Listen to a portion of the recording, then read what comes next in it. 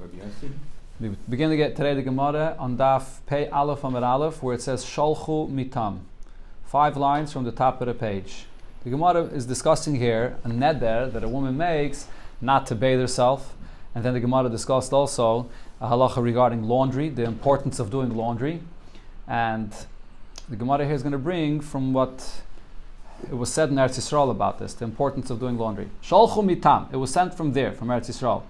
Hizaru ba'arbuvisa. Be careful not to live with filth, which means to bathe yourself and to do laundry. Hizaru b'chabura. Also, be careful when you learn Torah to always learn Torah in a group with other people. Don't learn yourself. You learn with other people so you get the right pshat. People will correct you, and you sharpen one another. The third thing, Hizaru b'vnei aniyim. Be careful with the children of those that are poor. Shemehen teitze Torah.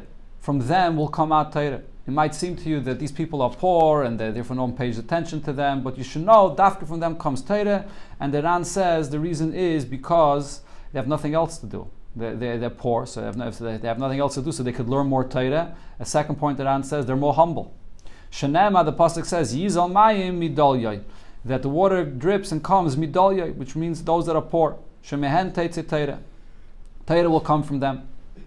Another thing, not sure if this is a continuation of what they sent from Eretz Yisrael. Perhaps it is. Why do we see that most times Talmidei Chachamim, that children are not Talmidei Chachamim like them? What's the reason for this? So the Gemara gives various different reasons, and perhaps the Gemara gives a reason, so in order that you should know what the solution is. Amar Rav Yosef, because if the children will be Talmidei Chachamim, so then they'll say, look, it's natural, it's an inheritance. My father was a Talmid Chacham, I'll be a Talmid Chacham, I don't have to work for this, he's not going to learn. Rav Sheshes Berei, the Ravidi Yaimer, Rav Sheshes, the son of Ravidi, said the reason is Kedei Shelo Yizgadru ala Tzibur, so that Talmidei Chachamim should not be hori, should not have this gaiva over the people in the Tzibur that they're leading to say that we're special, that we're unique, and we're different, and we're Talmidei Chachamim, I am, my family, you're just like everybody else. Marzutra says, Mipnei sheheim is gabrim al tzibur, not as a preventive for the future, but actually because, or another girsa, not misgabrin, but misgadrin, because they are keeping themselves higher than everybody else. So that's the reason why this happens, that their children are not Talmidei Chacham like them. Ravashi says the reason is Mishom the Karo le'inshi chamari, because they call the simple folk, the Amaratzim, they refer to them as donkeys. So because of this, they are mezalzel, they embarrass the people. So this causes that their children should not be Talmidei Chachamim. The Mashah has a beautiful pshat on this. The Mashah says, what does this mean that they call people donkeys? Mashah says that what they are saying is that in order to be zeichet to learn Torah, so you have to be smart. So if you're smart, you're able to learn Torah. So they look at the Amaratzim and they say, you have a mind like a donkey. So therefore you weren't zeichet to learn Torah.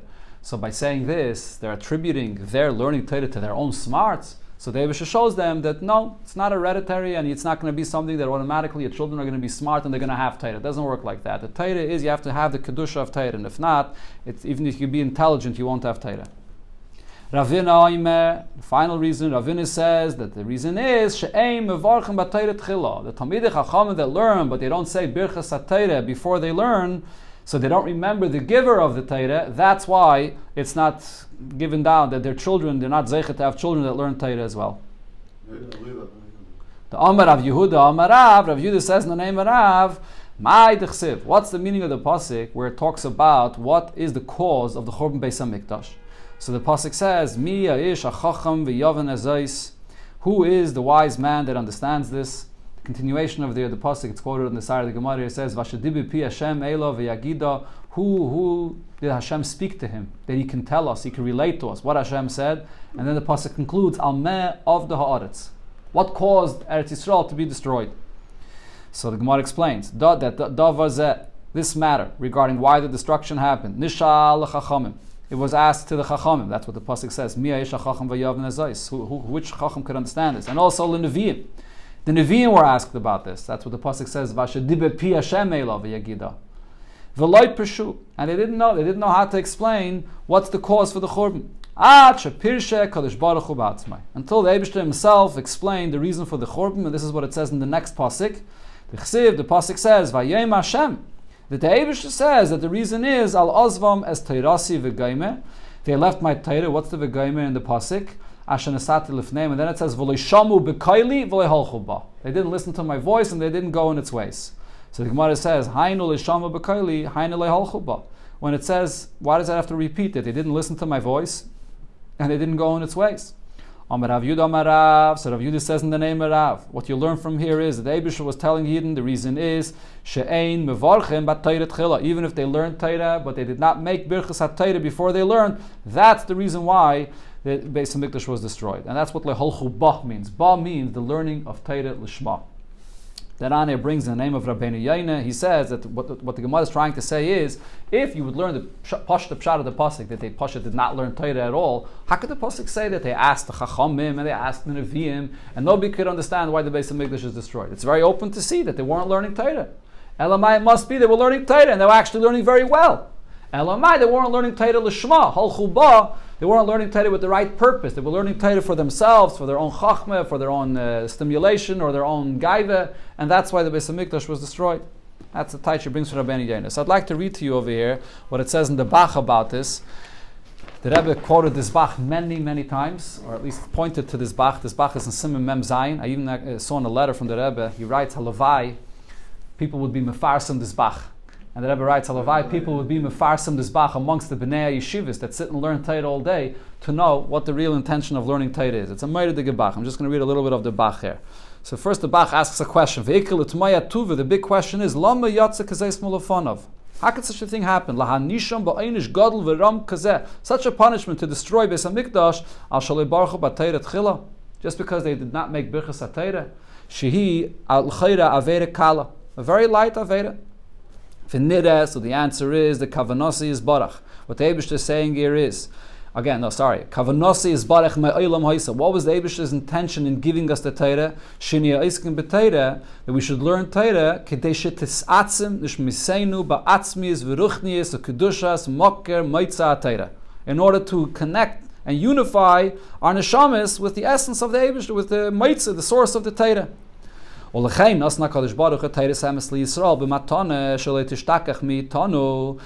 gives us the Torah. We shouldn't forget about what? For the dveikus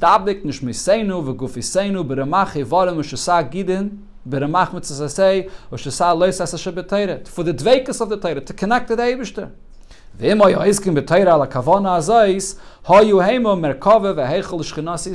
we would become a chariot and a heichal, a place where the Eibishter could dwell. The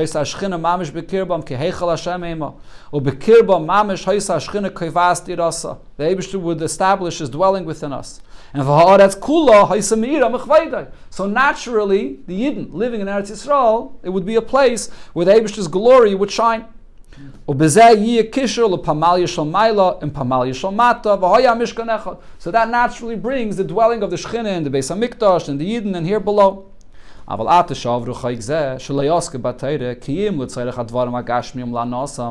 learning Torah for their own personal pleasure, or they have to know the halachas for business. And also, the learning Torah to show how smart they are. And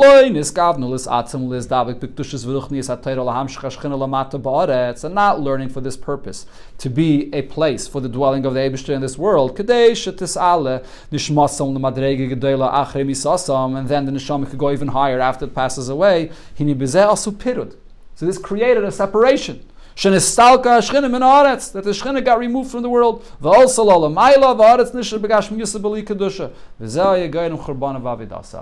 I'm reading a Bach here. I'm not reading a Maimon Chassidus. Unbelievable. Simon Mem Zayin. So the point that the Bach is saying here is that the Churban, it's a natural result. Because the way the Shechina dwells in this world is by drawing it down, the Shechina, through Torah. If you learn Torah for your own gaiva, for your own gashmias, so then it creates a separation. So as a natural result, the Churban happened. So this is the Bach, as I said, the Rebbe said that you should be mefarsim this Bach. Okay, let's continue. In the letter.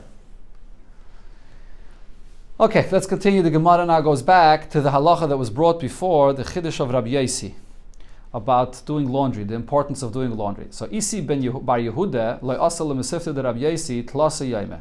Isi Bar Yehuda was one of the students that came to learn the yeshiva usually of Rabbi Yossi, and 3 days he didn't show up to learn by Rabbi Yossi.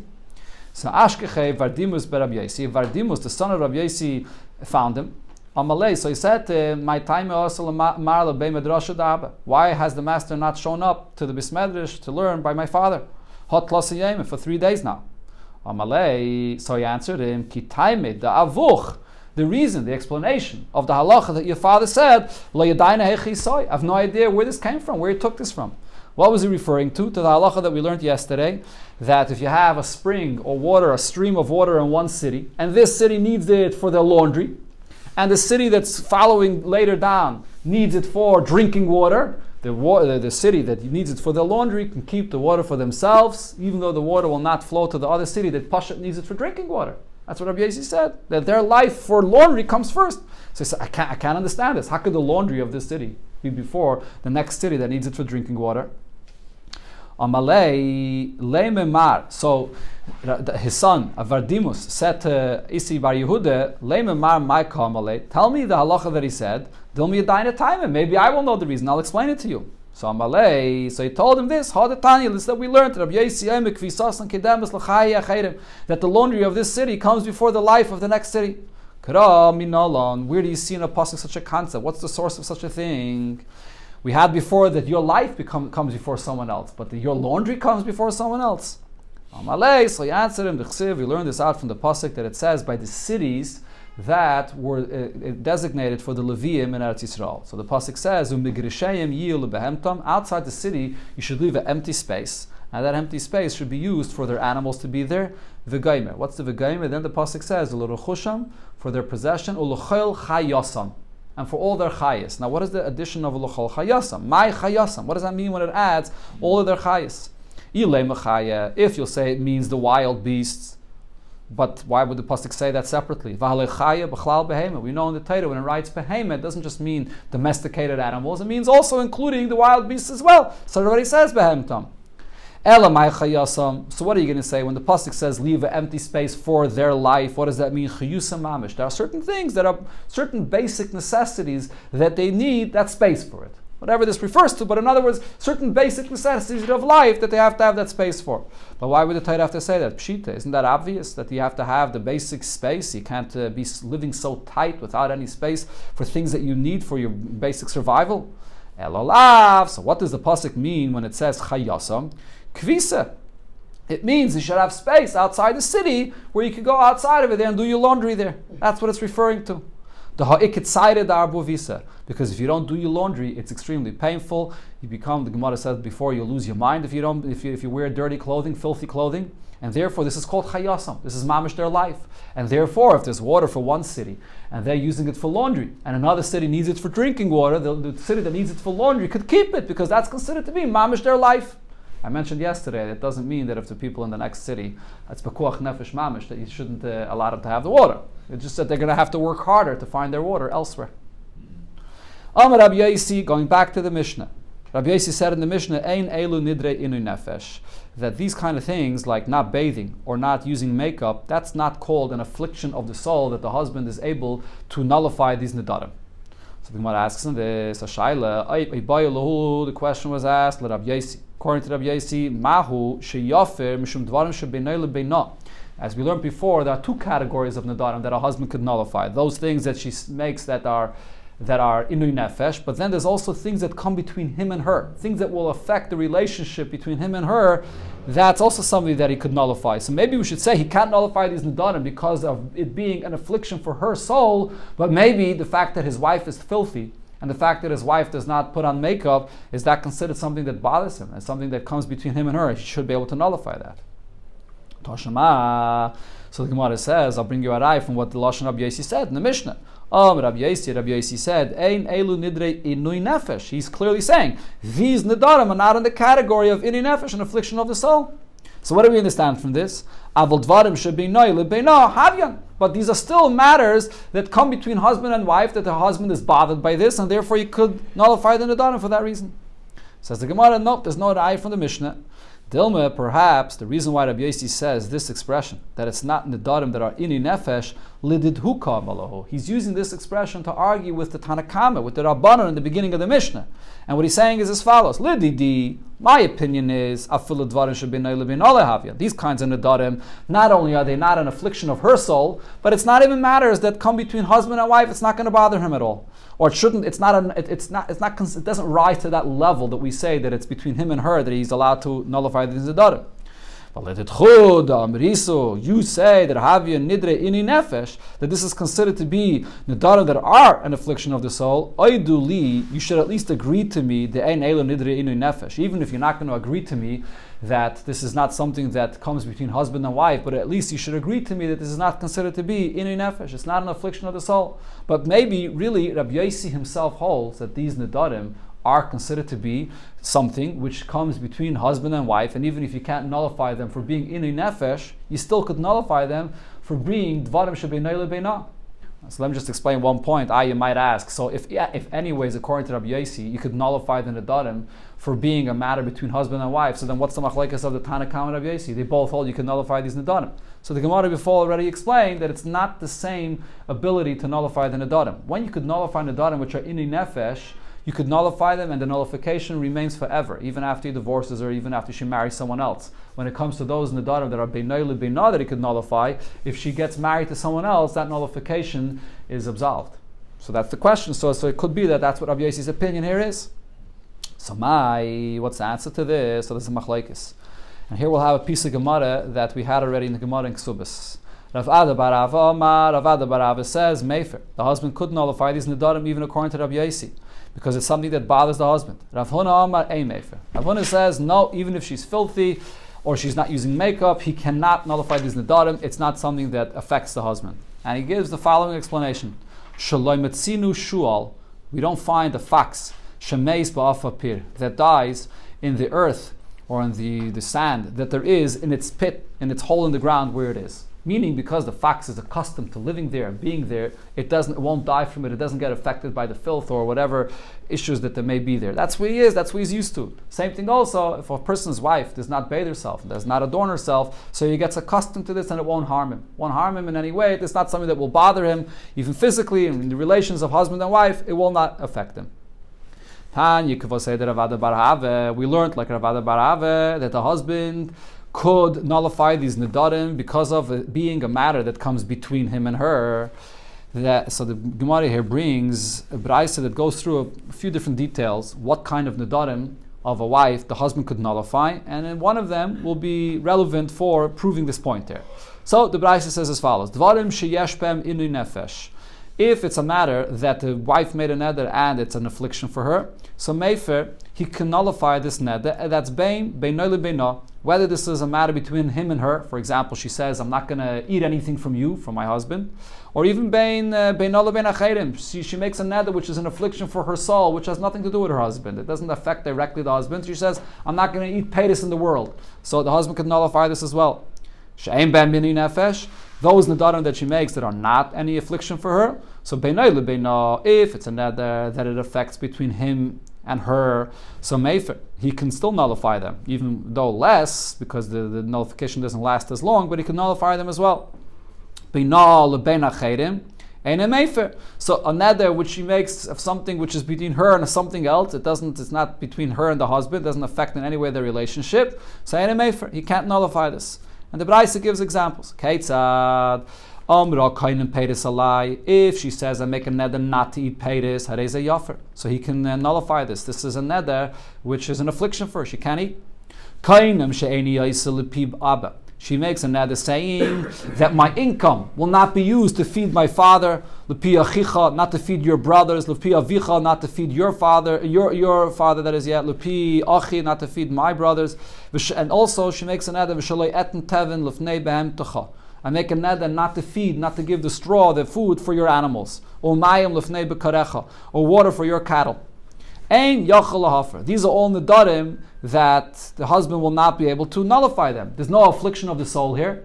And there's also no matter that comes between husband and wife. These are not obligations that she has to her husband to feed his father or her father, or even to feed the animals. That's not one of the obligations of a wife, to take care of the husband's animals. Now, but what if she makes a neder, shaloi ekchol v'shaloi efkos, that I'm not going to put any makeup on it, with different types of makeup. V'shaloi yashamish mitasi. No, we will not have any marital relations. So then, Yofer, that's a kind of a neder which is between him and her, so he could nullify this.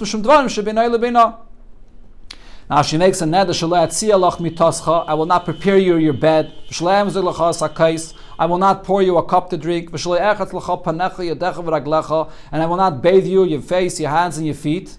Over here, ein sarach lahafer. So the husband will not have to nullify this neder, and the reason is because the neder does not take effect in the first place, because these are the obligations that a wife has to the husband to do it for him. So therefore, Chachamim were masakin this, she can't make a neder to say that she won't do it. Rabbi Gamliel says, even though the neder did not take effect, still the husband should nullify this neder. Shenema, because the pasuk says, Lo yachel devarai, do not desecrate your words. What does he learn from this pasuk? Even though the neder does not take effect, even though the neder basically remains empty words, it's just dvarai, but nevertheless, because she thinks that she did make a neder, so therefore the husband should still come and nullify the neder before she goes and does these things. Now, since the Gemara brought this pasuk of Lo Yachal Devarai, so the Brisa brings another pshat what this pasuk means. Davar Achar, another pshat is that you learn from here Lo Yachal Devarai, that mikan lechacham she'ei mate nidrei atzmai. From here we learn that a chacham could never nullify his own nedarim, the dvarai, Lo Yachal Devarai. But you go to another chacham, someone else, he could nullify your nedarim. So this is from here is the source of the idea of hataras nedarim by a chacham.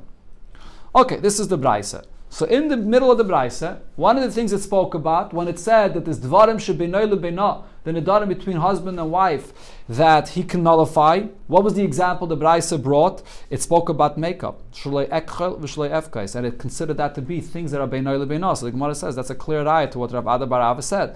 Because man, shamin and dama shloi ekchel v'shloi efkais dvarim shebeinoy lebeino, who's the opinion that defines that not using makeup is not considered to be an affliction of the soul, but rather it's a matter between husband and wife, Havya, and that's what it is. Rabbi Yasi, this is Rabbi Yasi.